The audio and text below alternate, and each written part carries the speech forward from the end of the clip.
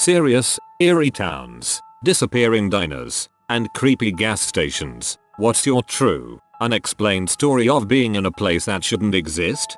When my brother and I were 10 and 12 respectively, our family went on a hike through the cemetery and into the woods not far from our house. My brothers and I would explore these woods every day, even camped in them before. We knew it like the back of our hands. Anyway, as the family hit our usual spot by the creek halfway through, brother one and I said we'd be back in a few. We wanted to wander off further up creek, so we did. We came across a very large hill we had never seen before. It was littered with what looked like someone's worldly possessions, as if they turned a house upside down, shook out the contents, took the house and left. There were tons of painted X's on the trees showing someone intended to cut them down at some point. We poked around for a few when we thought we heard our mom hollering at us, so we turned tail and walked maybe 20 feet back down the hill to where our parents were. The entire encounter was maybe 45 minutes long, on our end. As soon as our mom saw us, we got the beating of a lifetime.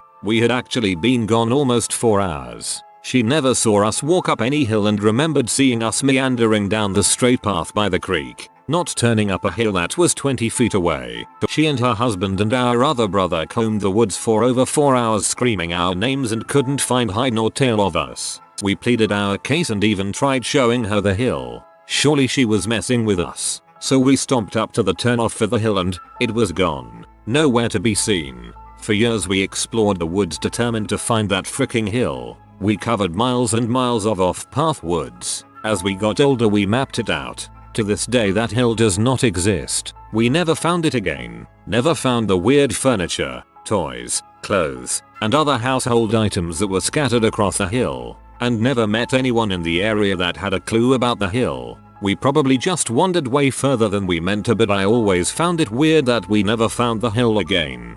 On my mother, the nearly exact same situation happened to my brother and I. The only difference was a turkey entered the abandoned building and never exited, and a neighbor found us. We had been gone for about 4 hours. We also were never able to find the house again.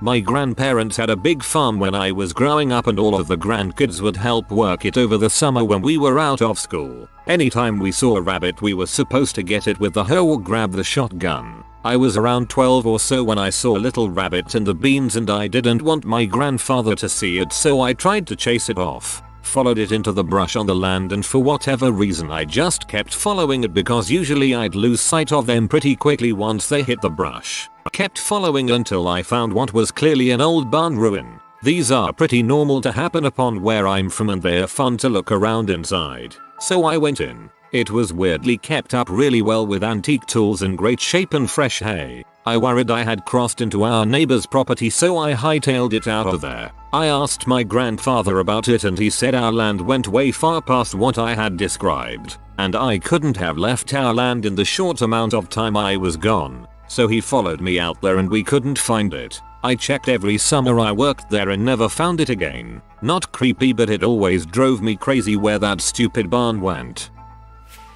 In the 7th grade I had a friend that lived near a beach on a bay of Lake Michigan. One day in early May it reached 70 degrees, nearly unheard of for that time of year in northern Wisconsin. My 2 friends, including the beach friend, excitedly rode our bikes down to the beach to maybe dip our toes in, expecting still frigid waters, and then tan for the rest of the afternoon. The water, though, was surprisingly warm, like bath water warm. In this particular area of the bay the water was shallow for about a half mile out, and we joyously splashed around, wading deeper and deeper until we were about chest deep. As we dunked each other and swam with abandon I started to feel sick. Bad headache, nausea, wobbly. Just then, my other 2 friends mentioned that they also felt sick. We headed back to shore, nearly crawling by the time we got out. The 3 of us collapsed under a tree and fell asleep for 2-ish hours. When we woke up we talked about how weird it was. I dipped my toe back in the water and it was freezing cold. To this day I have no idea what was in there. I do know that there is a chemical plant in town that used to manufacture things like Agent Orange, and that their practices were known to be less than environmentally conscious. I have never touched that water since. This one probably bothers me the most of all of them, because it's not supernatural, but the most plausibly awful. Was driving through Illinois to get to Chicago about a decade ago with a group of friends, and we stopped at a Taco Bell. The first thing we noticed was that the workers were acting very odd. Everything they said was monotone and rehearsed. After sitting in this fairly busy restaurant for a bit, we kind of all just looked at each other at the same time as we realized that none of the conversations happening around us made any sense. The people were speaking, and it was English, but the sentences weren't logical. They were just saying words at each other. We didn't say much about it until we got outside, at which point we all freaked out and confirmed each other's experiences at once, and got the frick out of there. We jokingly refer to that place as the NPC training center since the people didn't seem to be real, or they were learning how to be human or something. Still freaks me out. Yes, I believe the orders were all correct, which I guess just ups the creepy factor. We were young and actually pretty straight edge at the time. None of us were high or anything. The best I can remember about the weird conversations was that they were stringing several prepositions in a row with no real sentence structure. Forced laughter and nodding. Stuff like that. Like they were mimicking how humans talk. Think of those what English sounds like to a non-speaker videos on YouTube. But everybody was doing it all around us. Thomas John Paul Jones has helped me determine that Pontiac, Ill is possibly the town, has a TB write-off of 55. I wasn't clear yesterday, but the weird conversations were happening between customer, not just the workers, so it wasn't the crew trying to mess with us. If it was just the workers, I would totally buy that theory. I used to work retail and you'd do anything to make the day go faster, haha.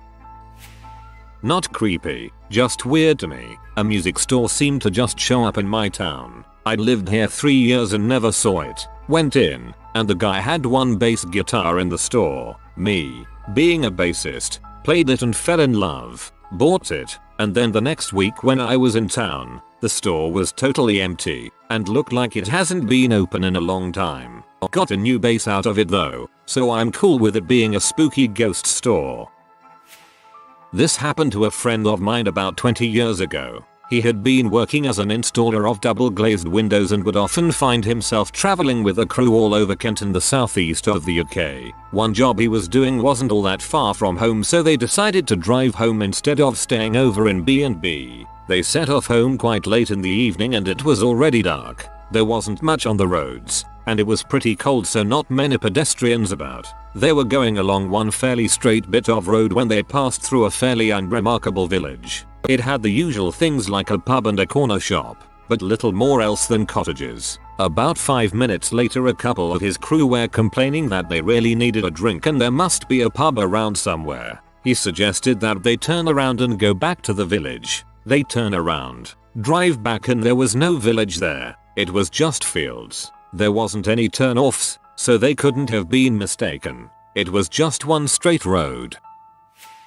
By my hometown there was a hiking trail that people went to very infrequently. It was along the side of the Niagara Escarpment, so it had some climbable cliffs and some very shallow caves that you could crawl around on. I went with some friends when I was 19/20 and we were crawling around and found a cave that went pretty deep. We had never been in there before, had never even seen it before. So we pushed forward and decided to check it out even though we had no flashlights, and this was when cell phones didn't really have a flashlight function. We stepped into the cave and it was easily 20-30 degrees cooler than outside. Upon looking around with which light we had, we noticed it was really clean inside the cave, as in it didn't have beer cans littered everywhere like all the other small caves did. While in there we got a really eerie feeling after being in there shortly, hearing weird and strange things, feeling like we were being touched, poked and pulled, and not having any way to figure out who was doing it because it was too dark. We were just using lighters to see what was around us. We were convinced one of us was messing with the others. Although anytime we sparked up a lighter, we were all decently far apart. We decided to hightail it out of there after only a few minutes, convinced to come back with flashlights. We came out to see that it was now dusk outside. When we entered it was midday. Somehow we had lost roughly 3 hours inside of this cave. We went back with flashlights the next week, but have never been able to find this cave again. It is in Wisconsin, Oakfield Ledge, if you want to check it out.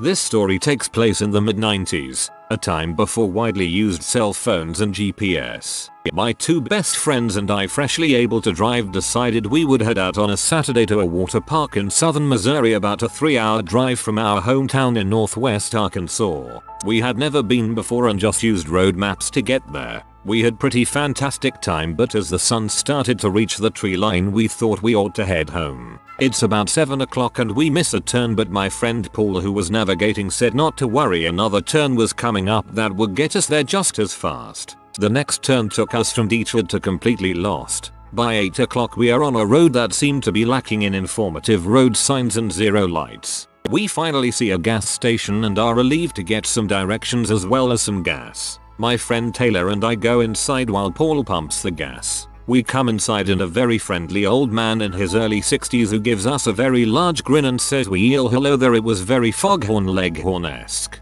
Looked like an extreme hillbilly but very pleasant. We explained that we were needing gas and wanted to fill up. He explained that he was about to shut down for the night but would be happy to oblige us. He then said something I'll never forget. "You have to make haste though. Tonight is buffer night." Taylor and I looked at each other and shared an awkward look. We asked him if he could point out our location on the road map. While he was finding it, two people entered the shop from the back and called out for the old man. He said he was up front. The two approached us, a man and a woman, and at first looked confused, then as though hit with an epiphany they smiled. They asked the old man, "Are these the guests tonight?" He shot them a look and said, "No, these are some lost children." The way he said children caused the hairs on my neck to stand up. Not sure why. They looked at us and said, "The three of you should make haste, because tonight is buffer night." Two things scared the crap out of me right then. The first being, how did they know about Paul pumping gas out front when they came from the back, and the second being that they repeated the old man verbatim.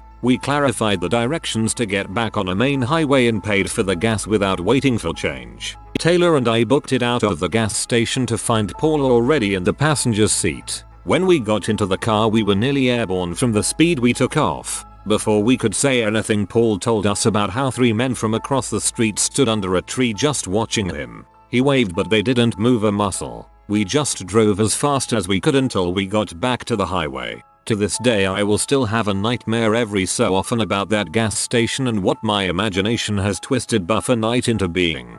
That would be funny if they just had crappy accents and they meant it's all you can eat catfish buffet night down at the diner.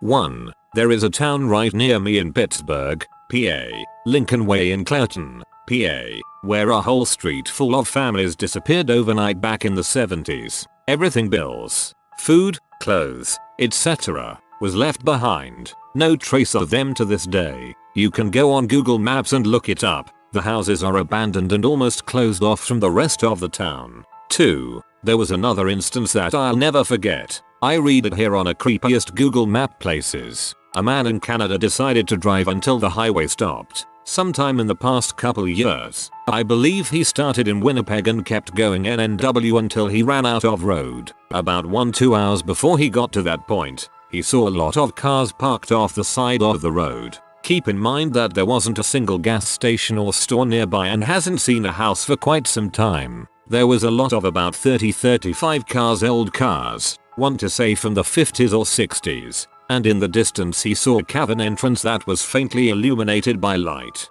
He noticed the tail end of a group of people dressed in all black walking in. No signs were around advertising it and he said he couldn't find anything about it on Google Maps. He posted this a year ago, and that trip was even further back from that. I reached out and tried to get any markers or nearby areas I could do my own research by, but he said he could not remember specifics. Still makes me wonder to this day what was going on there. One time I was hiking around Arkansas with my wife and lost track of time. We ended up being too late for a camp spot at our intended place, so we had to search for another one. Eventually we found a sort of ranch where the owners often let campers stay who had nowhere else to go. So all was good. It was a bit crowded with other campers, so we had to ask these college-age kids if we could camp next to them on their spot, and they agreed. The kids were nice and even helped with our tent, but kept us up later than we wanted because they were loud and getting wasted well into the night. Anyway, we wake up in the morning and I'm just eating breakfast and getting ready and stuff when out of my eye, I noticed someone coming out of our neighbor's tent, but I didn't recognize her. It was a woman who was much older than the kids from last night, followed by her small daughter. The college kids from last night weren't there, but the actual stuff was the same. It was still their tent, their chairs, their car, same everything except for the people. It was really surreal. Everything was literally the same about our neighbors, except instead of them being 4 college kids, they had been replaced by an older family of 3. I can offer an explanation for this one. The mom was probably the mom of one of the college kids. They just left that night. I was part of a similar situation when I was in high school. One of our friends' parents were camping for the weekend. We just came to party for the night and left and went back home. Many years ago, my family and I moved from California to Nebraska. I was still a young kid, probably 5-6 years old. We were driving through Nevada and shortly after Las Vegas, and we needed to stop and fuel up. We stopped at your typical old school gas station that rings when you pull up to the pump. I don't remember it that well, but my dad told me it looked normal. He got out to stretch while my mom went inside to pay for gas. My mom said that when she walked in, the gas station had quite a few people inside. Despite us being the only car there, when she walked up to the counter to pay for gas, everyone turned to her and the lights went out. She ran outside where my dad witnessed everything and helped her into the car, and we sped off down the interstate, not caring whether we ran out of gas or not. To this day, my mom says that's one of her scariest encounters because she can't explain or figure out exactly what was going on. And yes, we found a better gas station down the road and made it to Nebraska. The townspeople probably remember your family and still ponder WTF that was all about. Not just one, but there's a whole lot of places in rural NZ that will scare the crap out of someone who isn't used to it. Heck, even some of my Kiwi friends would sometimes be like, frick no, I'm not hiking out there with you guys. Good luck. If I had to choose one, we were doing a 5-day hike, had pretty good maps and directions. Now there's a lot of nationally funded huts throughout the island, very well marked. We found this one random hut that was definitely not on the maps, with a bunch of older guys just hammered partying inside. And this was way out of where these guys could have just walked up from town to party in for the afternoon. No gear whatsoever, just the craziest looking 60+ guys hammered in this random unmarked cabin. When we came back by later, the place was absolutely empty and musty, so they packed up their trash and stuff, but it still seemed all gross and dirty. We were all kind of baffled. Did we actually meet all these crazy hillbilly old men partying in the middle of nowhere? They obviously weren't going up there to clean it up. And where the heck did this cabin even come from just in the middle of these mountains? And how did they just randomly hike up there with cases of beer and booze and speakers? Those are the coolest freaking ghosts. There's this old abandoned hotel a couple hours away from me. It's not like a modern hotel, but like an old Victorian house that was turned into a B&B. It's totally boarded up, big fence around it with barbed wire. Apparently it's pretty dang haunted. In high school, me and some friends went to go check it out. It's in the middle of this a circular road, not a roundabout, but you can go around several times before feeding back onto the main road. It takes about 90 seconds to go around this circle. Anyway, the first time we drive through, all the shades on the windows are drawn. We drive around again, only half of the shades are drawn. The next time we drive by, all the shades are open. We drove around one last time and all the shades were drawn again. We freaked out and drove the heck out of there. You probably freaked them out by driving by multiple times while they tried to get a good look and ultimately pulled the shades back down. And I meant the squatters. You probably freaked out the squatters. Near where I live there is a little town called Rajiview Park. My friend was talking to a new girl, and we were scoping out where she lives so he wouldn't get lost on his upcoming date when we took a wrong turn. After a slight decline, the road sharply rose until we crossed some train tracks and were met with a fence about 20 feet tall made from wood pillars about the size around of telephone poles. There was a gate that was open, so we drove in. Once inside, There is a single loop that winds through the whole complex, only wide enough for one car. One way in, one way out. In the middle sits a large dome church. The houses that surround it are all square 2-story homes painted brightly in strange colors. There is a drained community pool off to one side with grass growing in the basin. Lined up along the very back of the loop are 50-70 single car garage doors, all right next to each other. No house appears to have their own. It was strangely quiet, and as we drove past the homes, residents would step outside and watch us.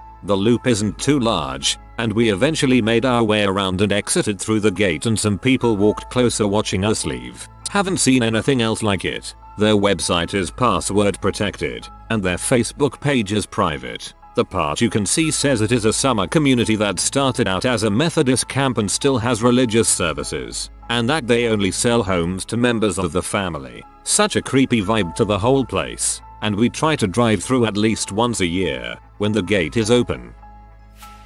If you are new to the channel, you can subscribe. I publish new videos every day. Until then, check another video.